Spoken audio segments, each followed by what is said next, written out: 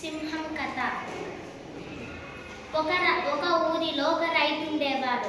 ఆ రైతుకి ఒక రోజు అడవిలోకి పనిలోకి పోతుంటే ఆ అడవిలో ఒక సింహం చిన్న పాప కనిపించింది.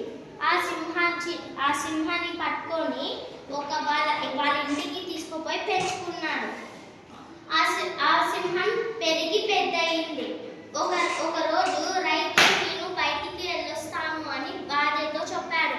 భార్య కూడా నాకు కూడా పనుంది, నేను కూడా వెళ్ళొస్తాను అంటాడు. అప్పుడు మన పాప ఎలాగా అంటే మన సింహం ఉంది కదా అది చూసుకుంటాది అంటే తర్వాత వాళ్ళిద్దరూ పనికి వెళ్ళారు. తర్వాత రాత్రి వచ్చి చూస్తే ఆ సింహం నోట్లో రక్తం ఉంటుంది. అప్పుడు రైతు ఆ సింహాన్ని చంపేస్తాడు. లోపలికి పోయి చూస్తే అక్కడ ఒక పాము చచ్చిపోయి ఉంటుంది. అప్పుడు రైతుకు తెలుస్తుంది ఎప్పుడు తొందరపాటులో ఏ పనిని చేయకూడదు. ధన్యవాదాలు.